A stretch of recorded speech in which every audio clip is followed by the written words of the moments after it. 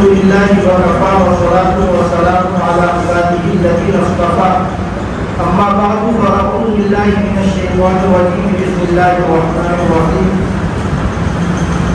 إنما يعمر مساجد الله من آمن بالله واليوم الآخر وأقام الصلاة وآتى الزكاة ولم يخش إلا الله فعسى أولئك أن يكونوا من المهتدين. وقال الله تعالى وأن المساجد لله فلا تدعوا مع الله أحدا. وقال النبي صلى الله تعالى عليه وسلم أحب البلاد إلى الله مساجدها وأبغض البلاد إلى الله أسواقها. وقال عليه الصلاة والسلام من بنى مسجدا لله يبتغي به وجه الله بنى الله له مثله في الجنة أو كما قال عليه الصلاة والسلام. قابل صد احترام بزرگوں بھائیوں اور دوستوں، اس وقت پورے ملک ہندوستان میں بنارس کی جو قدیم شاہی جامع مسجد ہے گیان واپی کے نام سے جو فیمس ہوئی، پورے ہندوستان کے طول و عرض میں اس وقت یہ مسجد بحث کا موضوع بنی ہوئی ہے. آپ سب جانتے ہیں اچھی طرح.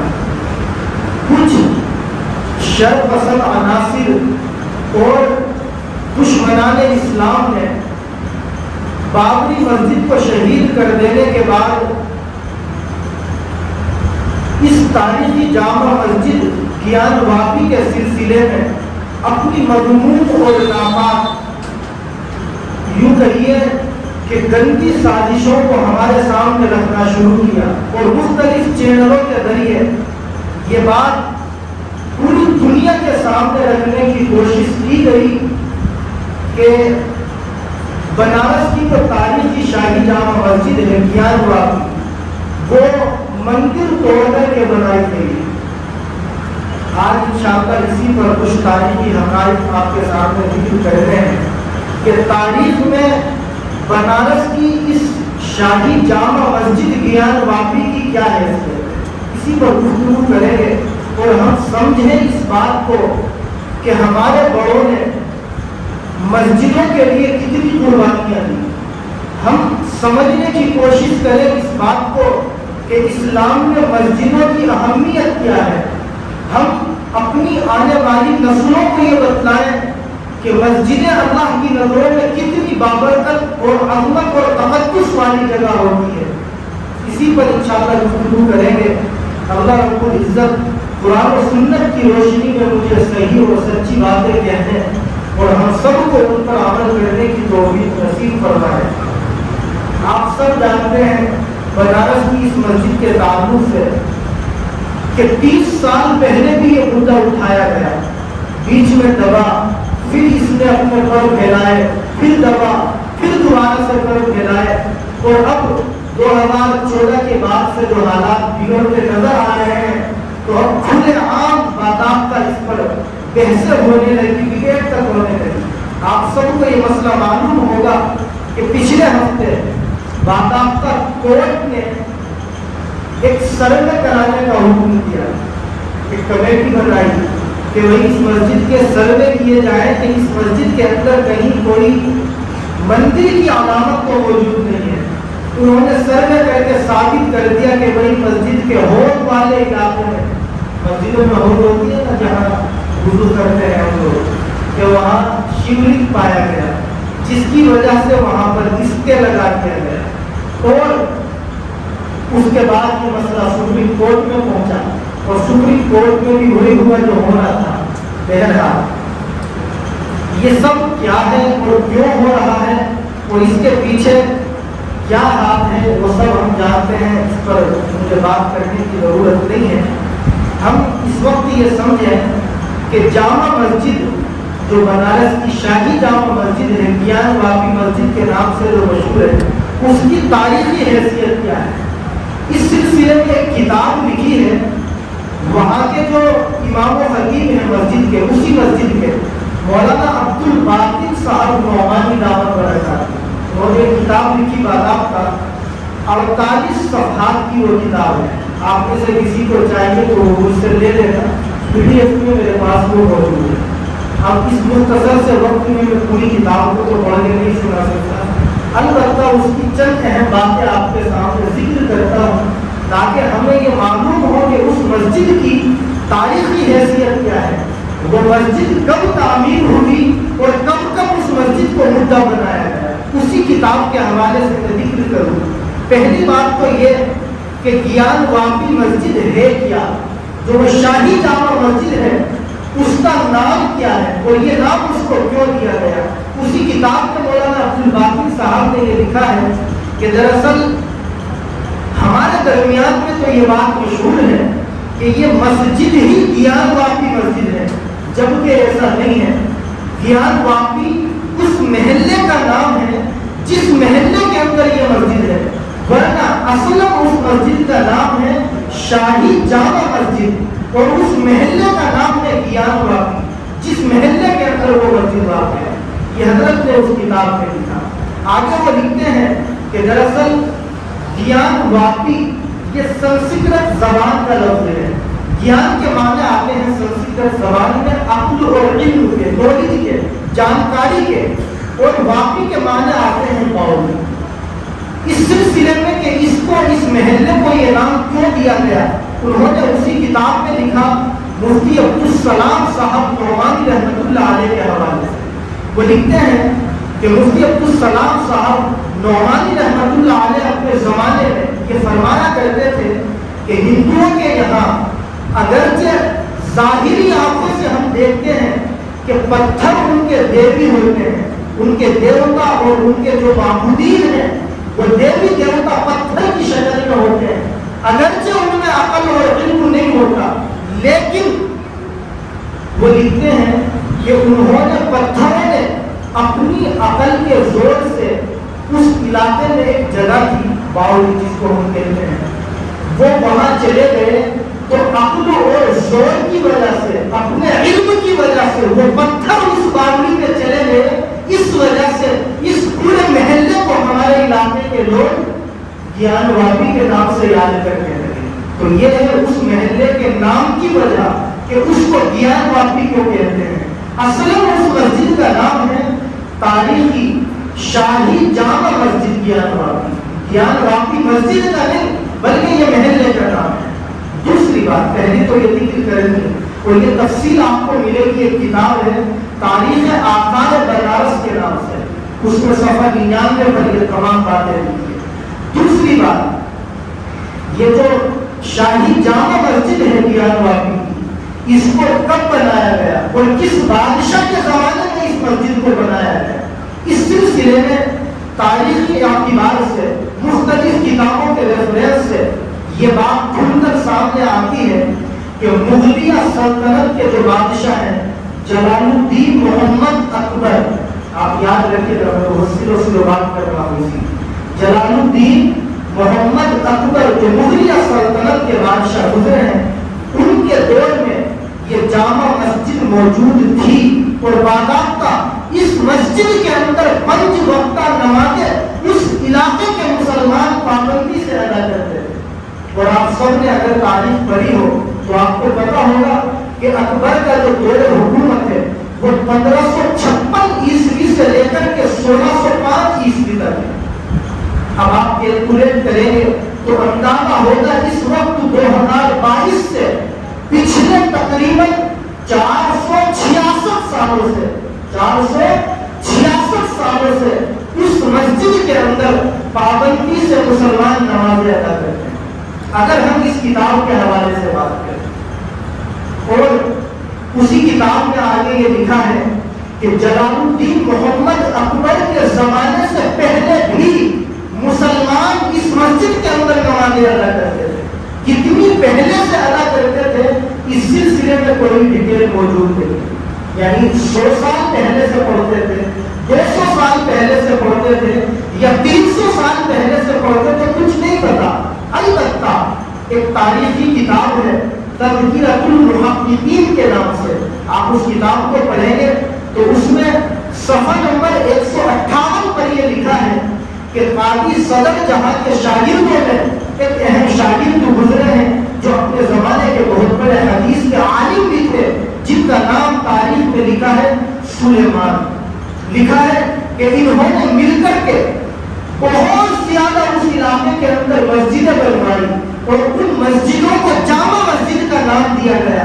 تو یہ جو تاریخی جامع مسجد ہے گیان واپی کی، یہ بھی اسی زمانے کے اندر تعمیر ہوئی.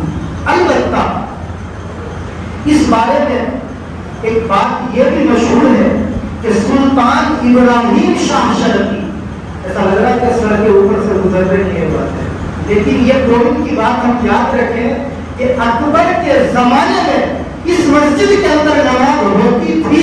اس کے دور حکومت کو سامنے رکھتے ہیں اور کیلکولیٹ کرتے ہیں تو 466 سال سے اس مسجد کے اندر پابندی سے نمازیں ہو رہی. یہ پہلی پوائنٹ کی بات. دوسری بات، سلطان ابراہیم شاہ شرقی جن کی 1440 عیسوی کے اندر وفات ہوئی ہے، لکھا ہے جون پور کے جو قاضی تھے صدر جہاں اور ان کے شاگرد شیخ سلیمان محدث، انہوں نے مل کر کے عالمگیر کے زمانے میں، اورنگزیب عالمگیر رحمۃ اللہ علیہ کے زمانے میں اس علاقے کے اندر بہت زیادہ مسجدیں بنوائی. اور ان کے جو جد امجد ہیں ہمایوں بادشاہ، آپ جانتے ہیں 1556 کی ہجری عیسوی میں ان کا انتقال ہوا، ان کے زمانے میں بھی ان لوگوں نے بہت زیادہ مسجدیں تعمیر کروائی. ان دونوں حضرات نے تو لکھا ہے کہ ہمایوں جو بادشاہ تھے ان کی وفات تو ہوئی ہے 1556 میں، لیکن ان کے دنیا میں آنے سے پہلے بھی انہوں نے بہت زیادہ مسجدیں بنوائی. اور یہ جو بنارس کی تاریخ کی جامع مسجد ہے گیان واپی، یہ اسی زمانے کی بنوائی گئی.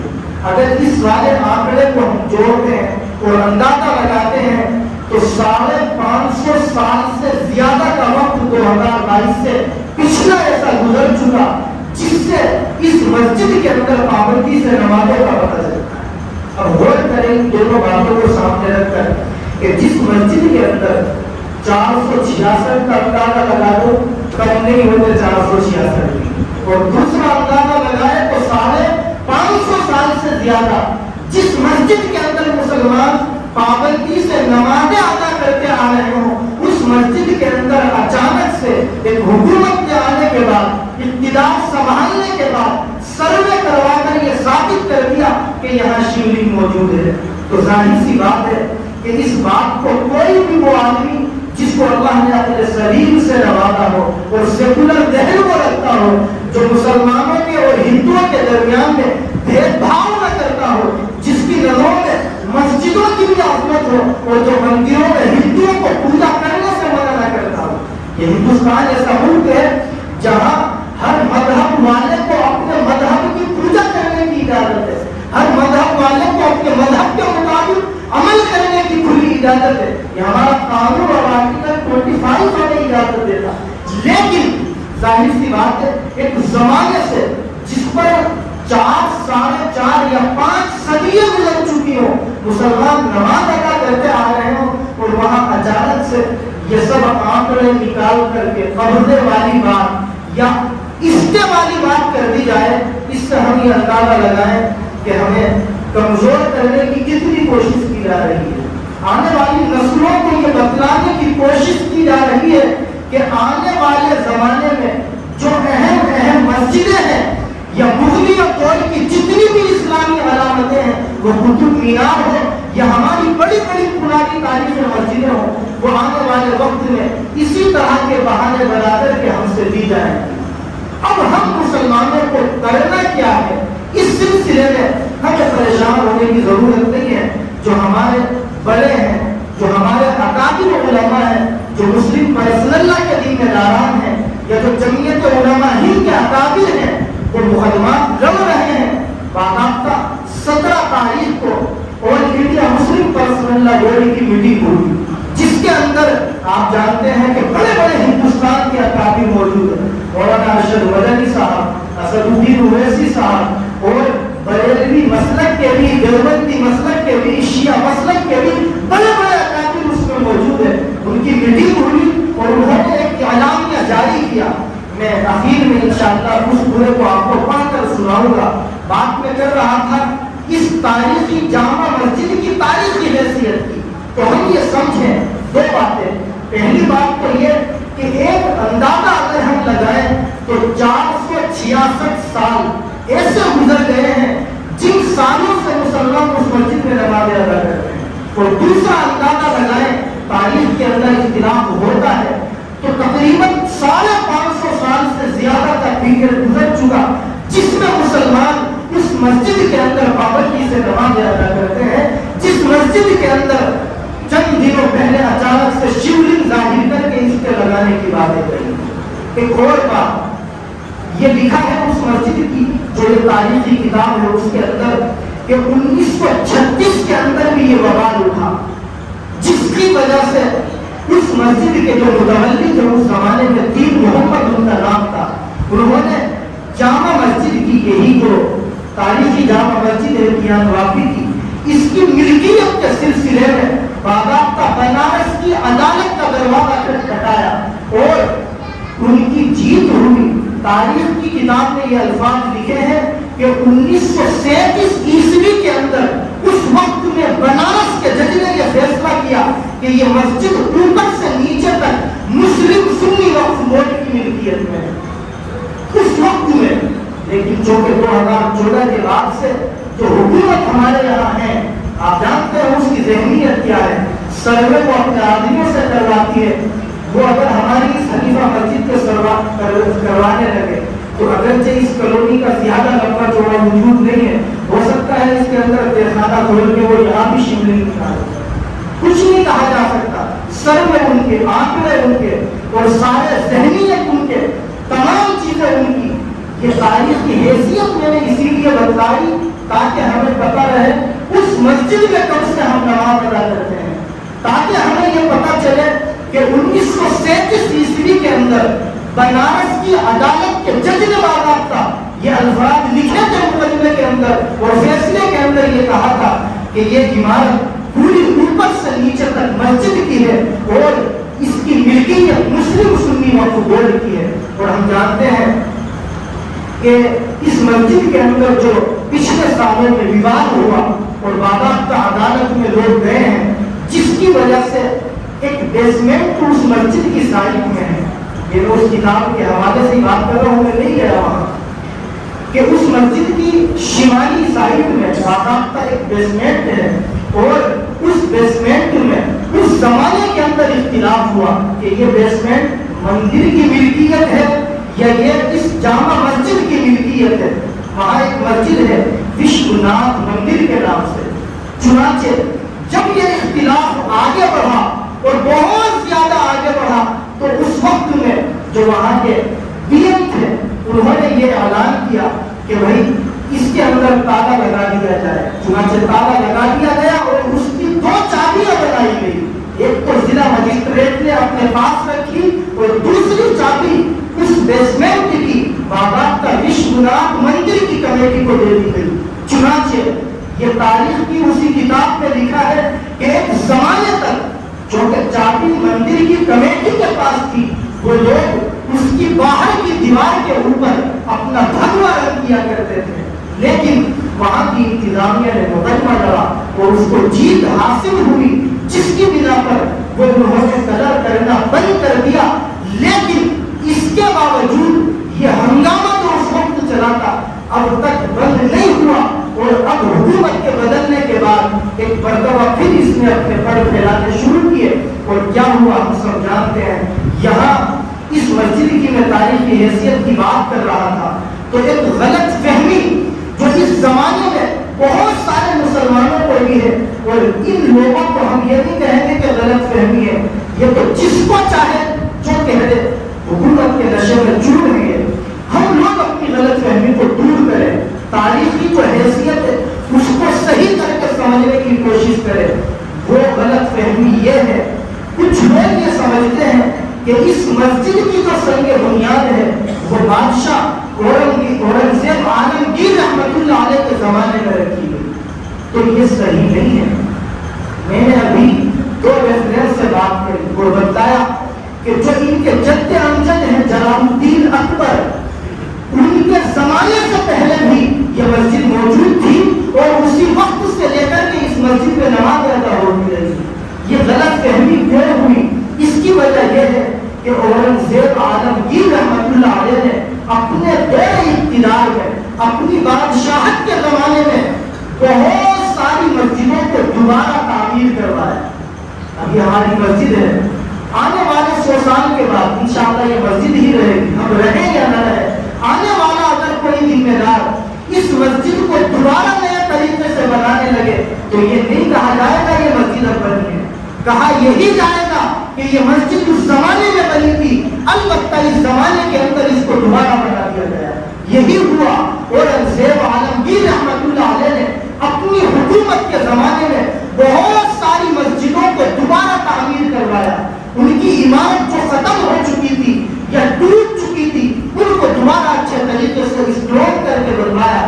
یہی ہوا اس تاریخی جامع مسجد کے ساتھ. اورنگزیب عالمگیر رحمۃ اللہ علیہ نے اپنی حکومت کے زمانے میں اس کو دوبارہ اچھے طریقے سے تعمیر کروایا، جس سے کچھ لوگ یہ سمجھنے لگے کہ یہ اورنگزیب کے زمانے کی بنائی گئی مسجد ہے، اور ان کو یہ مشہور کرتے ہیں، بدنام کرتے ہیں کہ اورنگزیب اتنے ظالم بادشاہ تھے جنہوں نے اپنے دور حکومت کے اندر نہ جانے کتنی مندروں کو توڑ کر کے ان کی جگہوں پر مسجد بنوایا. یہ غلط فہمی ہے. میں آپ سے کہتا ہوں آپ سب ہندوستان کی تاریخ کو پڑھیے گا، مغلیہ حکومت کے زمانے کی تاریخ کو بھی پڑھیے گا، اورنگزیب کو بھی پڑھیے گا.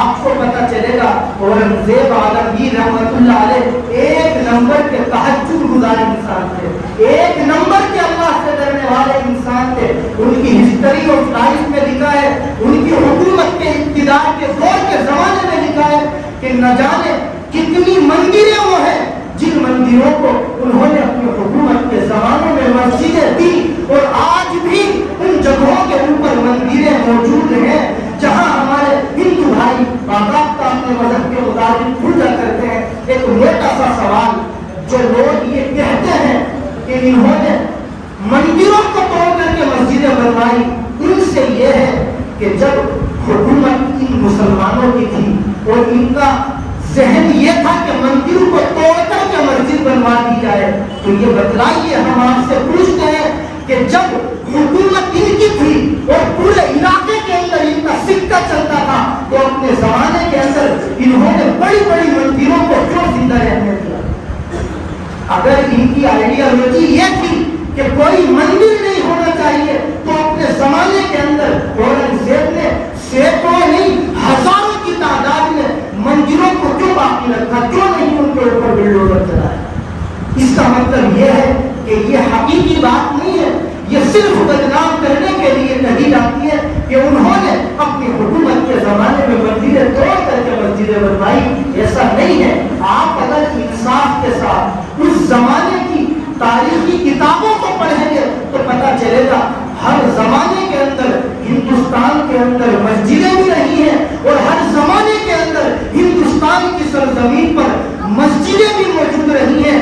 کبھی بھی مسجد کے اندر ہمارے ہندو بھائیوں نے اور کبھی بھی مندر کے اندر ہمارے مسلم بھائیوں نے ہنگامہ کرنے کی نہ کوشش کی ہے، نہ اس وقت کرتے ہیں، نہ آگے کریں گے. لیکن یہ چند لوگ ہیں جو آپس میں ہمیں بانٹنے کی کوششیں کرتے ہیں. تو اس لیے میں نے تاریخ کے حوالے سے جو بتلایا کہ اورنگزیب رحمۃ اللہ علیہ کے زمانے میں اس جامع مسجد کو نہیں بنایا گیا بلکہ دوبارہ اس مسجد کو تعمیر کیا گیا، ورنہ ان کے دادا کے زمانے سے یہ مسجد موجود تھی اور نمازیں اس کے اندر ہو رہی تھی. اور یہ غلط فہمی اس وجہ سے بھی ہوئی کہ جب اورنگزیب عالمگیر رحمۃ اللہ علیہ نے اس کو دوبارہ تعمیر کروایا تو وہاں ایک کتبہ لگوا دیا. آپ جانتے ہیں جب کوئی پی ایم یا کوئی ودھایک یا کوئی ایم پی اپنے کوٹے سے کوئی روڈ بنواتا ہے وہاں ایک پتھر تعمیر کروا کے اس پہ لکھ دیتا ہے کہ یہ کاریہ فلاں آدمی کی وجہ سے ہو رہا ہے. اسی طرح اس مسجد کے باہر اس زمانے میں اورنگزیب رحمۃ اللہ علیہ کے کسی نے یہ کتبہ لگا دیا کہ یہ اس وقت میں تعمیر ہوئی ہے، یہ نہیں لکھا دوبارہ تعمیر ہوئی ہے، یہ لکھ دیا کہ اس کی تعمیر اس وقت ہوئی ہے جب اورنگزیب عالمگیر رحمۃ اللہ علیہ تخت پر بیٹھے تھے. فارسی زبان میں وہاں لکھا ہوا ہے اول بحکم والا در سن 2 ہجری از جلوس حضرت عالمگیر ای جامع مسجد تعمیر شدہ.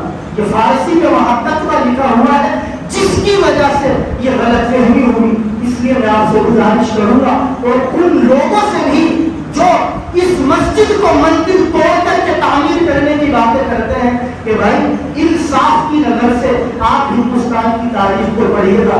کتابیں بہت لکھی ہوئی ہیں لیکن پڑھنے کے لیے وقت نکالنا پڑتا ہے.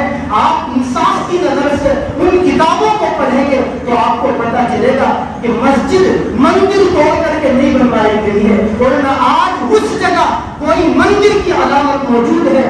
یہ تو آپ کی اپنی ذہنیت ہے کہ آپ نے وہاں شیولنگ ظاہر کر کے اس کے لگوا دیا. اور ظاہر سی بات ہے جب حکومت کسی خاص طبقے کی ہوتی ہے تو وہ جو چاہے جس طرح سے چاہے جس کمیونٹی کے اوپر چاہے جو چاہے کرنے کی طاقت رکھتا ہے. لیکن ہم یہ یقین رکھتے ہیں کہ ہمارے اس ملک ہندوستان کو ہمارے بڑوں نے جب اپنے خون پسینے کی محنتوں کے ذریعے آزاد کروایا تھا تو ان کے ذہن و دماغ میں بھی یہ تصور نہیں تھا جو ان لوگوں کے ذہن و دماغ میں تصور ہے. ان کی قربانیاں رنگ لائے گی اور انشاءاللہ ہمارے ملک ہندوستان کے اندر جو ایک آپس کا بھائی چارہ ہے وہ ختم نہیں ہو سکتا. آپ جانتے ہیں کہ کوئی بھی حکومت صدیوں تک نہیں رہا کرتی اور ظلم کی لاٹھی زیادہ دنوں تک نہیں چلا کرتی. اللہ کے یہاں دیر تو ہے اندھیر نہیں ہے. یہ بات مشہور ہے, میں نہیں کہہ رہا تھا, یہ اسلامی نظریہ ہے. اللہ تعالیٰ جب چاہے ظالم سے جس طریقے سے چاہے نمٹ سکتا ہے. وہ قرآن میں ہمیں یہ بتلاتا ہے کہ میں امہلہم رویدا, کہ محمد آپ ان کو ڈھیل دے دیجیے اور میں بھی ان کو ڈھیل دیتا ہوں. یعنی یہ اللہ کا طریقہ رہا ہے کہ وہ جب چاہے ظالم کو ڈھیل دیتا ہے. اور قرآن میں خود اس نے ہم کو بتا دیا ان بطش ربک لشدید, کہ یقیناً آپ کے رب کی پکڑ بڑی خطرناک ہے. جب وہ کسی کو پکڑنے پر آتا ہے تو بزرگوں قوم ثمود اور قوم عاد جیسی طاقتور قوم کو وہ پانی نہیں مانگنے دیتا. آپ جانتے ہیں قوم ثمود کا قرآن نے تذکرہ کیا وَثَمُودَ الَّذِينَ جَابُوا الصَّخْرَ بِالْوَادِ, کہ اتنی طاقت ہم نے ان کو دی تھی کہ وہ اپنے ہاتھوں سے پتھروں کو تراش کر اپنے گھر بنا لیا کرتے تھے.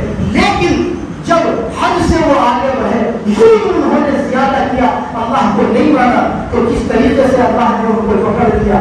آپ سب جانتے ہیں یہ تمام چیزیں. اس لیے برداشت کی اور صبر کی ضرورت ہے, پریشان ہونے کی ضرورت نہیں ہے. میں آپ کو آنے والی نسلوں کو یہ پیغام دیتا ہوں, آپ جہاں جہاں ہو یہ پیغام اپنی نسلوں کو دیں کہ ہمارے بڑوں نے لکھا ہے کہ مسجد دنیا کی تمام مسجدوں میں سب سے عظمت والی جگہ ہوتی ہیں. اور مسجدوں کے بارے میں تمام کتابوں میں یہ اسلامی نظریہ لکھا ہے کہ ایک مرتبہ اگر کسی نے کوئی جگہ مسجد کے نام کے اوپر وقف کر دی کہ یہ اللہ کے گھر کے لیے جگہ ہے, اب یہاں عبادت کی جائے گی, علماء نے لکھا ہے کہ قیامت تک جب تک یہ دنیا موجود رہے گی اس زمین کے اوپر ساتوں آسمانوں تک آپ کوئی دوسری عمارت نہیں بنا سکتے. علماء نے لکھا ہے ایک جگہ جب مسجد کے لیے وقف کر دی گئی تو زمین کے نیچے تک چاہے تحت الثری تک آپ چلے جائیں, قیامت تک آپ اس جگہ کو دوسرے کام کے لیے یوز نہیں کر سکتے. یہ ہمارا اسلامی نظریہ ہے اور اس اسلامی نظریے کے اوپر ہم بھی قائم ہیں, ہمارے بڑے بھی قائم ہیں اور انشاءاللہ ہم اس کے اوپر قیامت تک قائم رہیں گے. اور اس نظریے کے اوپر قائم رہنے کی ہمیں ہمارا اسلام تو اجازت دیتا ہی ہے, ہمارے ملک ہندوستان کا سنویدھان بھی اجازت دیتا ہے. آپ سب جانتے ہیں, جو نہیں جانتے وہ سمجھیں. اس ملک ہندوستان کے اندر جو قوانین ہیں ان میں لکھا ہوا ہے آرٹیکل 25 کی خاص طور سے دوسری شق کے اندر کہ یہاں کے ہر شہری کو یہ اجازت ہے کہ وہ اگر چاہے تو کسی بھی مذہب کے اوپر عمل نہ کرے, اور وہ چاہے تو جس مذہب کو اپنے مطابق عمل میں لائے اس کے اوپر ہم دوسرے مذہب کو اور دوسرے مسلک کو جبری طور سے مسلم نہیں کر سکتے.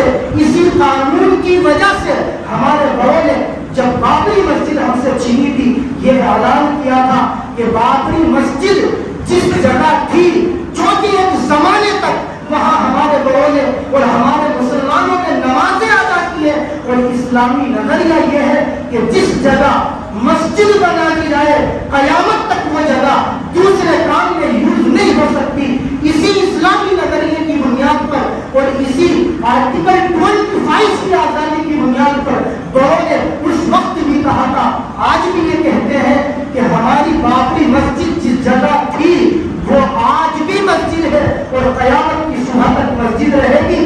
یہ الگ بات ہے کہ طاقت کے دم پر تم نے ہم سے قانون کے آئے وہ مسجد ہم سے لے لی. اگر یہ مسجد بھی ہم سے نعوذ باللہ اس طریقے سے چھین لی جاتی ہے تو بزرگوں ہم مسلمان یہ آواز اٹھاتے رہیں گے, چاہے ہماری آواز کو کتنا ہی دبانے کی کوشش کی جائے کہ یہ جگہ مسجد کی ہے اور مسجد کی رہے گی.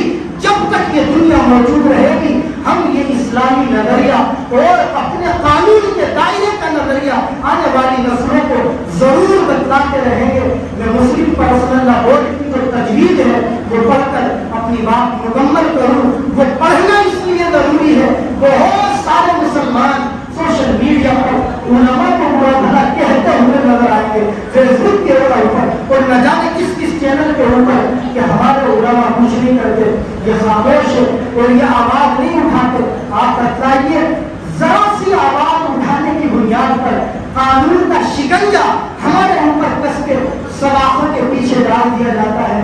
آج بھی تہاڑ جیل کے اندر نہ جانے کتنے مسلم اسکالر, نہ جانے کتنے مذہبی رہنما اس لیے پڑے ہوئے ہیں کہ انہوں نے ہمارے ملک کے مسائل کو اٹھایا, اپنے مذہبی مسائل کو عوام کے سامنے رکھا, مصلحت کے ساتھ. ہمارے بڑے اس وقت بھی آواز اٹھا رہے تھے, آج بھی اٹھا رہے ہیں اور اٹھاتے رہیں گے. ہمیں اپنے بڑوں سے بدسن ہونے کی بالکل ضرورت نہیں ہے. چنانچہ 17 تاریخ کو مسلم پرسنل لا بورڈ کی جو میٹنگ ہوئی عامرہ کی ایک ہنگامی میٹنگ جس کے اندر ہمارے بیرسٹر اسد الدین اویسی بھی تھے, مولانا ارشد مدنی جو صدر جمعیت العلماء ہند ہیں وہ بھی ہیں, مولانا خالد سیف اللہ رحمانی بھی تھے اور ہر مسلک کے تمام بڑے بڑے علماء اس میں موجود تھے. انہوں نے باضابطہ یہ اعلامیہ جاری کیا کہ ہم آج یہ آواز اٹھاتے ہیں اور یہ آواز اٹھانا ہمارے ملک کے قانون کے دائرے میں ہے کہ گیان واپی مسجد یہ مسجد ہے اور یہ جگہ ہم سے جبرن چھیننے کی کوشش کی جا رہی ہے. بلکہ مسلم پرسنل لا بورڈ نے ان سیاسی پارٹیوں کو دعوت دی جو سیاسی پارٹیاں یہ لکھا ہوا ہے اس کے اندر مسلمانوں کو ووٹ بینک بنا کر کے یوز کرتی ہے. آپ جانتے ہیں مسلم پرسنل لا بورڈ نے بھی تمام سیکولر پارٹیوں سے کہا کہ یہ بھی ہماری اس مسجد کے حق میں آواز اٹھائے.